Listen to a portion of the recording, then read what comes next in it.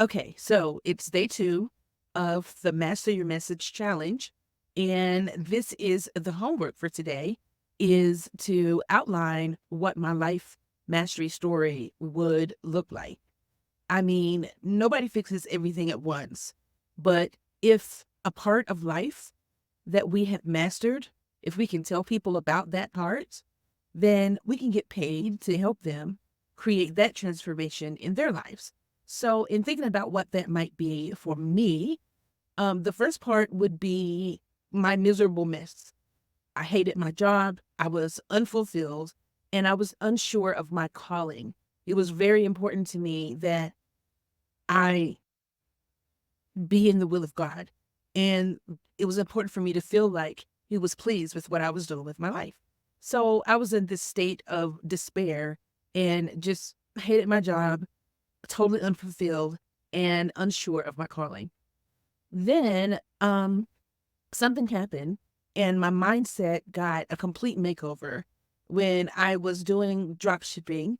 And the drop shipping was really not really working because I couldn't control the inventory and there was no way for me to have insight about what was going on. And so I was a part of this entrepreneur group and they would meet once a week or so for a entrepreneur call. Sometimes we would pray, sometimes we would have different guests come in. And this particular day, we had a millionaire going to be on the call with us, right?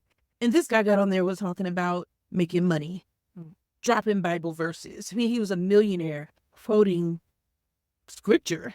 So I'm like, this isn't going together. This isn't right. I mean, is this really like for real? And so I called my mom. He said that he was going to be in Chicago at this event. He announced that on the call. And so I called my mom. I was like, Mom, I've got to go to Chicago and meet this man. I got to look at him. I have to look at him in his eyes and see if our spirits, you know how spirits bears witness with spirit. I need to be in his presence for whatever reason.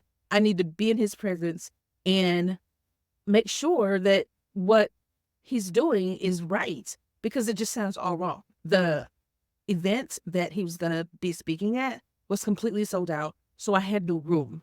I had no place to stay, but I had to go. And so this was like a major move for me, a major deciding moment for me. And I went because I just had to know. I mean, the stuff he was saying sounded like everything that I needed in my life, but I just had to be there. So I went. I was fully prepared to sleep in the lobby. And it was a very long story, but I ended up with the room. Actually, not just any room. I ended up being in the presidential suites of the hotel. So, I don't know if you've ever heard Myron Golden talk, but he talks about being the king of his thing, right? So I needed to be like Esther. And even if I perished, I needed to go and see this king and see what he was talking about. So that was a major decision moment for me. As a result of some of the things he taught and some of the things I learned there over the next few months, just kind of following him, keeping up with what was going on, I decided that I needed to take my gifts, to just show up with my gifts and serve people with them.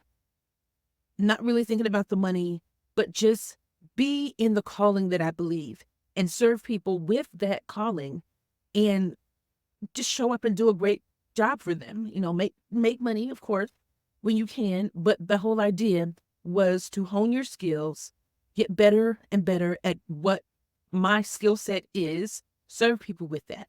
And when you do that, when I did that, opportunities would just come and come and come and come. And it was like, wow, now I discovered that opportunity will knock because that's what you're here for. So they have to come. So now my dreams have completely been realized. And it's been 10 years. I'm still working with that guy from Chicago. It's been 10 years of life-changing time and money freedom. I am doing my calling and I am loving my work. And I would love to do that to help people get from a place of a miserable mess to a beautiful manifestation.